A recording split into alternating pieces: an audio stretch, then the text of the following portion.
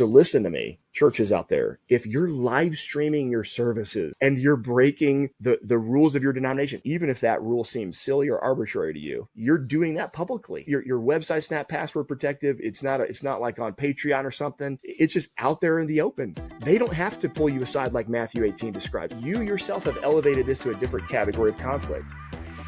You're listening to Faith in Action. I'm your host, Matthew Nowlin. And I'm Shawn Graham. We lead Conservative Christians of Tennessee, and we're thankful you're joining us today. Conservative Christians of Tennessee exists to analyze political policy and politicians in Tennessee, and all from a conservative Christian worldview. We want to glorify God by helping you to glorify God, so please don't hesitate to send us any questions or comments via email. You can reach me directly by emailing matthew@tnchristian.com. Or Shawn, SHAWN, @tnchristian.com. And if you want to see why I'm shadow banned, you can come on and follow me at X. I'm at MNBookman.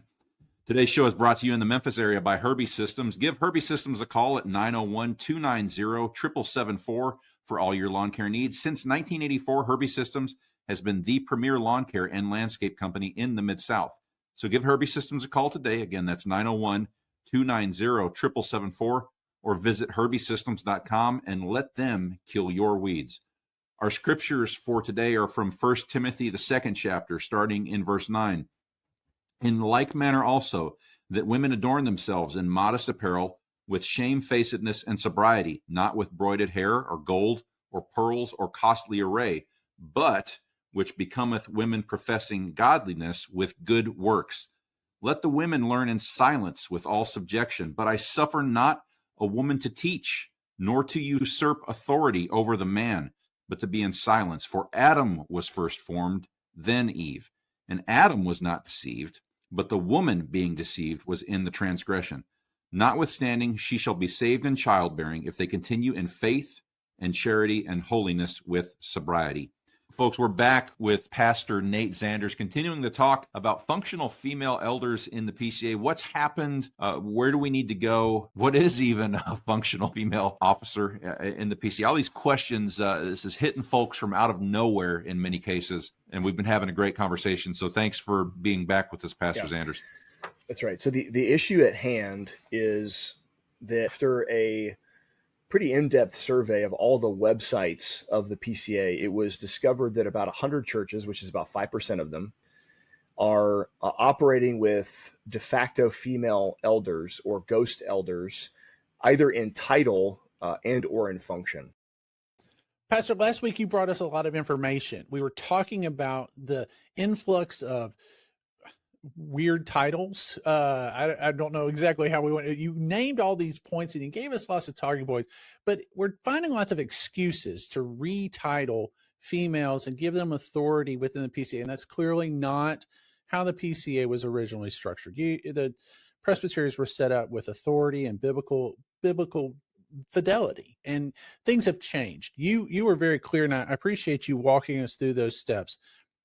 If you would, real quick, just remind our listeners, what's the issue here for this discussion today? So that's the problem is even if there's not overt evidence of women being ordained in the PCA, and that's kind of how some people have cast this aside, like, well, we're not ordaining women. There's nothing to see here. And it's like, you might be right, but it kind of looks like everything short of laying hands on them and pronouncing them ordained is happening. And it seems like there's a lot of words that are being put on websites to describe these women are basically synonymous or euphemisms for offices in the church. So it's a multifaceted. There's different flavors of this, but at the end of the day, it's all kind of under that umbrella of de facto female elders, either in title and appearance, or at times it seems even in function. Yeah. So we've laid out the problem. We've laid out what's happening. We've kind of established the categories of the men that are pushing this. Now we need to talk about the categories of men that congregants should turn to in their PCA churches when they see this drift occurring. So locally, if you're a PCA church member, what is the best practice? What what is the biblical process and the process outlined in the bylaws of PCA churches for them do they have the right to expect their elders to behave a certain way on this issue? Absolutely. You have to understand the polity and government of your church. And the most up-to-date version of the Book of Church with the PCA is online in 2 different formats for free. And members should be able to access it and peruse it and ask questions about it. We go through not the whole thing, but pertinent parts of it in our inquirers class and in our new members class. So I think if you're a man in the PCA, and especially if you're a man in the PCA and you're not an officer, you should feel the freedom to go to your elders, whether it's a ruling elder or teaching elder or both, and say, hey, can you help me understand how your practice here is in line with the Book of Church Order? If you are an officer in the church, particularly if you're an elder, one of the mechanisms that we have, and me and some other men have already employed it and will continue to do so, is what's called a 40-5. And that's a reference to chapter 40, paragraph 5 of the Book of Church Order, in which somebody is openly kind of, it seems, either they are for sure or they might be breaking the rules. We have the ability to write a letter to that presbytery. A bunch of guys can just do it. They don't have to pass it through their session or pass it through their presbytery. A bunch of guys can just say, hey, we're all concerned about this. We're going to send this presbytery a letter and ask them to look into this for us. Okay. And I want to make something very clear, because I was a part of a letter that was dealing with the church that raised me. That was a very sad moment for me to write that letter. And my understanding is that there was a teaching elder in that conversation that was bothered that I didn't reach out to them personally. There are still men in the PCA, despite the fact that they've been trained in seminaries and passed Bible exams and theology exams. They don't know the difference between Galatians 2 and Matthew 18. Okay. Matthew 18 describes a personal offense against you. Okay. When Paul shows up and sees what Peter's doing in the book of Galatians, or as it's described in the book of Galatians, he sees this open sin by an officer, by an apostle. He doesn't pull him aside and address him personally. He opposes him to his face, right? It's kind of a more, this is a public thing. I'm dealing with it publicly. So listen to me, churches out there. If you're live streaming your services and you're breaking the rules of your denomination, it is even if that even if that rule seems silly or arbitrary to you, you're doing that publicly. It's your website's not password protective. It's not like on Patreon or something. It's just out there in the open. They don't have to pull you aside like Matthew 18 describes. It's you yourself have elevated this to a different category of conflict. They're not circumventing the Bible here. They're reading the Bible from cover to cover and saying, "Oh, this is the tool for the job." You want them to use a hammer, but they need a power drill for this one. Well, Christianity is a life of struggle. It really is. We have to contend for the faith, and if you stop contending for a year, bad things happen. And yeah, that's right. To disagree with me on women's roles in ministry, et cetera, and so on and so forth, and they would look at these kinds of situations and say, "You can't do that. You can't. You can't." Flagrantly tout the rules on YouTube, streaming your service live, and then expect these other guys to pull you aside privately or text you or email you. It's not required. But Nate, you just broke the 11th commandment 50 times. That's right. That's right. And the other thing is, here, let me also just speak to the average congregant, because the average congregant can't sign on a 40-5. But what you can do is you can go appeal to your own elders when you see this happening in your own church. I won't name names, but there was a church in a very conservative part of the country who the session decided in a very close vote, they are going to start having women participate in the reading of scripture during the corporate worship service. Well, some other women, mostly when the women found out in the church they were going to do this, they were outraged. They were like, nope, not doing that. And so they went to their elders and said, don't do this. And the session changed course. Now, let me explain to something to the conservative women in PCA. Most elders in the PCA are terrified of you. And the progressive women in the PCA have figured this out. And it's time for you to figure it out too. And so when you see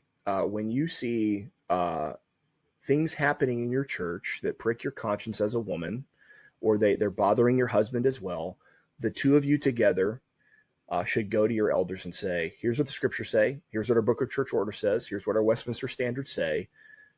We have vowed to submit to your authority, and you've vowed to uphold these principles. I'm pleading with you not to do this. Go in respect, go in humility.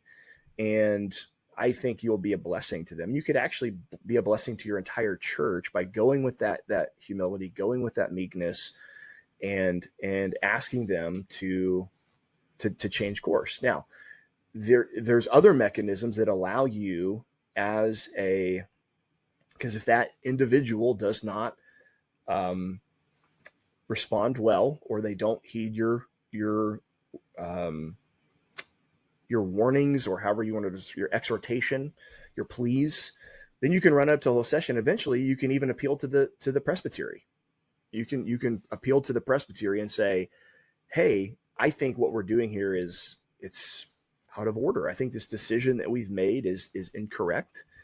And so that's the due process, if you will, right? You start at the local court, which is the session, and you move your way up.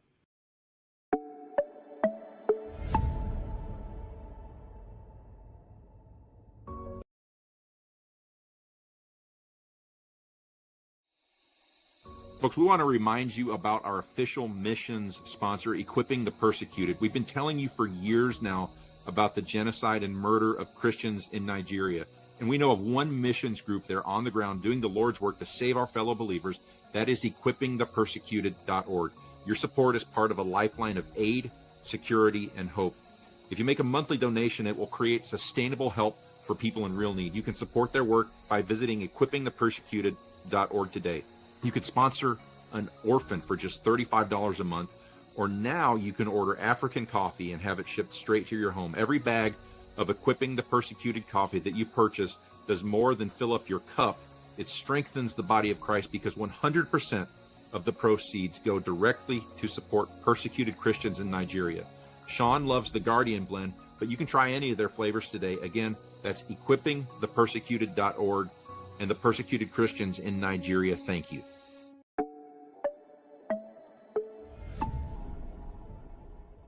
Folks, we're back with Pastor Nate Xanders, continuing to talk about functional female elders in the PCA. What's happened? Where do we need to go? What is even a functional female officer in the PCA? All these questions, this is hitting folks from out of nowhere in many cases. And we've been having a great conversation. So thanks for being back with us, Pastor Xanders. The most important question, obviously asking the right question is 50% of the battle. So I think we've asked the right questions. We've identified the problem. Now let's talk about the solution. What needs to happen next to both protect the existing good in the PCA and then reform it to a better good, more in line with its past glory? I've got 7 kinds of smoke to answer that question. The first is, it should be obvious, is prayer. Prayer is our greatest tool, our greatest weapon in this, because ultimately this is not a culture war. This is a spiritual war. The late Harry Reeder used to say, there's no such thing as a culture war. There's just a spiritual war that shows up in the culture. And to carry that analogy a little bit further, I think of the culture as a scoreboard. The way that this culture is going, things that are happening in the culture, that kind of shows us how many timeouts we got left, what the score is, what the quarter is, so on and so forth. But it's just ultimately a spiritual battle. And so we need to use spiritual means to fight that battle. And what we have is prayer. And also, just for those of you that are out there that are preachers or teaching elders, and you're hearing this, preaching, preach and teach, a good, clear anthropology. We need to teach what men and women are and how God has designed them to work and to work together. We've made a lot of assumptions. It's kind of like going back to, previous episode where I talked about kind of the wonky Trinitarian theology of that, the recovering biblical manhood and womanhood movement had their heart was in the right place, but they tried to build their theology of man and woman off of an incorrect theology of the Father and the Son, which ends up espousing eternal subordination of the Son, which is heretical, right? So it's eternal generation of the Son, or I send it back, right? That's how we should think. So people were making assumptions, right? We know how to articulate the Trinity, and this happens all the time. We know how to articulate the gospel, well, okay, go for it, right? So we have to stop making assumptions that people know what we're talking about. I've even realized this recently, in the PCA, we have to stop assuming that covenant children understand how covenant theology applies to their households and to their homes, and as they mature into adults. We have so many covenant kids in the PCA assuming that, as soon as I'm 18, like I am this just free floating entity out in the world until I establish my own household, right? And you see this especially in the lives of young women. Like there's a lot of young women in the PCA that leave their father's household for college, and they think that they no longer have a covenant head until they get married. So we have to pray for reform, and we also have to preach and teach. Well, I think a third answer is getting your ruling elders and fellow teaching elders to General Assembly. There are guys that I know that are super faithful, and I'm like, hey, you going to General Assembly this year? And the answer is, my church can't afford it. If you're a small church and you're listening to this, before you fund VBS, I know I'm just touching your golden calf here, but before you fund VBS, you should be sending your elders to General Assembly, because that's actually required of you as a Presbyterian church. You are to help make sure that your elders are representing your church in the highest court that we have in the land. You're not, I would say, by polity or by scripture, required to do VBS or whatever else. There's all these goofy things that we put in our budget before we prioritize, I don't know, protecting the peace and purity of the church, little things like that. Get your teaching elders and your ruling elders to General Assembly. The ruling elders are almost always more conservative, and if I can use the word that the kids use, based, than the teaching elders, almost always. I think, this is just good old grassroots church politics, and I'm not even ashamed to say it.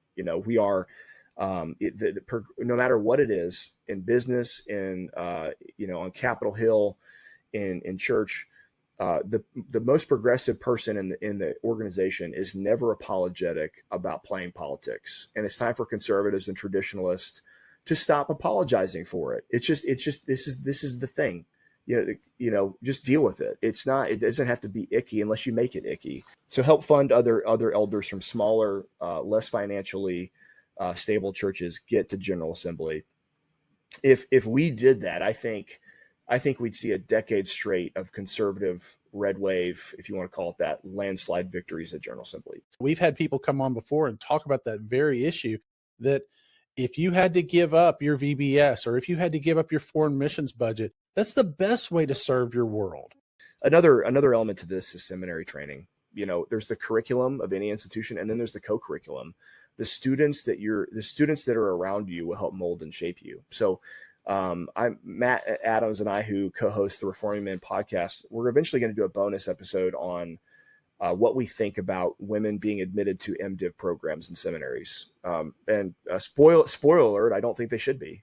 I think it's great, to be clear. I think it's great that women can get some seminary training and get degrees in counseling and biblical counseling, Christian counseling. It's wonderful. It's not that they're not smart. It's not that they can't. I mean, there's women acing these seminary courses, just like men are. And surprise, surprise, sometimes they end up going from Presbyterian world to they become ordained Episcopalian priestesses or bishops or whatever. Yeah, that's modeled from Scripture. And people will hear what you just said and they'll think to themselves, that sounds a lot like various branches of American government. And that's because American government was largely founded in the model of the Presbyterian Church. Largely. So that's why it's a familiar friend when you hear you talking. You did a good job there. The very last one, the seventh smoke, is what we've just been dealing with here in the Twitterverse in the last 2 months, which is why I'm even here in the first place, which is the social media and PR campaign. It's really funny. there's one guy in particular, I won't mention his name because he'll throw a fit about it, but he knows he's doing it. But this one guy, he's so upset all the time about how many conservative PCA, he's like, there's too many Presbyterian podcasts. I'm like, you're just mad because the conservatives and the traditionalists discovered the internet and how to use it. Nobody cared 10 to 15 years ago about how many podcasts we had when all the Kellerites were just flooding the airwave with content and podcasts and videos and interviews. And all of a sudden, there's like a dozen guys that are almost all millennials, by the way, with a couple of Gen Xers that all of a sudden have podcasts just to we're not building a platform. Come on, we're gonna get like 98 listeners from one week to the next, and 30 of those are gonna be my own mother. So it's like we're not trying to build a brand or a platform. We're just trying to serve the church with the tools and means that we've been given, and all of a sudden it's a problem. It's the same thing with all these guys that are quote chronically online. Says the guy who's the most online dude possible. There's this blatant hypocrisy, and what I love about it. What I love about the generation of elders that I'm seeing in the PCA is that they're not deterred by it. It's like just throwing gas on their fire. They're like, we're going to wage the air war even harder now. We're going to tweet even more about this stuff. We're going to ratio, and we're going to promote and boost. We're going to do it all. And it's crazy, but the one of the guys that's involved in this, he said this, and it matches my own thinking completely. When Charlie Kirk was assassinated, I think there was a lot of dudes in Gen X and a lot of millennials in particular, for sure Gen Zers, they're really ticked. But a lot of millennial elders were like, I think I'm all done with the Mr. Nice Guy routine. I think the Mr. Rogers version of me has to go die. Because what's the worst that these guys that disagree with us in the PCA could do? Take my job away from me? That's it. Bury me in paperwork with the PCA, and the worst case scenario, they somehow figure out a way to defrock me. That's it. There's way worse things than that. The way worse thing is to sit by and watch the PCA get ruined, become honorably retired, and have to die a ripe old age as an honorably retired minister, knowing that I could have done more. Because the ideology that was behind the assassin of Charlie Kirk is ultimately cut from the same bolt of cloth as feminism. It's confusion about men and women and how God made us. And so the issue that we're dealing with in this 5% of PCA churches is it's a different river, but it comes from the same tributary. Like it ultimately has the same water source. It's a confusion of basic created order Genesis 1-3 stuff. And if we continue to just be content with preaching our sermons in our churches and grilling on the weekends with our flock, it's not going to get any better. It's going to get worse. And so a bunch of us have just said, all done. We're all done with kind of, sitting back and nodding our head and doing what Presbyterians do and just going, I disagree, but I really appreciate your winsomeness, brother. And so that I think I'm excited. I hope that these millennials and these Gen Z guys can maintain this zeal, because I think it's a good zeal. It's not and to those who disagree with me on the role of women in ministry, I want you to know, I'm not trying to force you out of the PCA. My heart really is to say, hey, everybody that's already here, let's just play by the rules that we have. That's kind of the line that I'm drawing in the sand for sure is, hey, the tent's this big. I'm really not trying to make it any smaller. I'm just asking the people that are coloring outside the lines to stop doing that. And I don't wish them ill. I just want them to stop. And if they want to get on board with what we've got on the books in the PCA and color within the lines, that's great. We can have other conversations about practices and theology at another time. So that's my thought. Maybe other people will disagree, but these are the 7 things. These are the 7 things I think we've got to focus on and think about and do moving forward to reform the PCA and protect it from future and continued problems in this area. Well, that's fantastic, folks. We appreciate Pastor Nate Xanders, coming on to talk with us. about this issue of functional female elders in the PCA, a violation of scriptural and in the border and in the Westminster standards that the PCA adheres to. If you want to hear more from Pastor Xanders, you can go to Reforming Men. That's reformingmen.com. He co-hosts the Reforming Men podcast.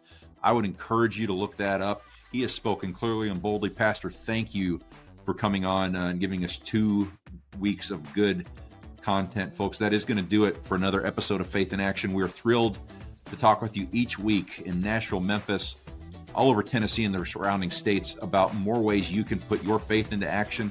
If you want to hear more on this or other topics from a Christian worldview, head on over to botradionetwork.com and search for Faith in Action. You can also search for us on Apple Podcasts. That's Faith in Action. There we have links to all our past shows.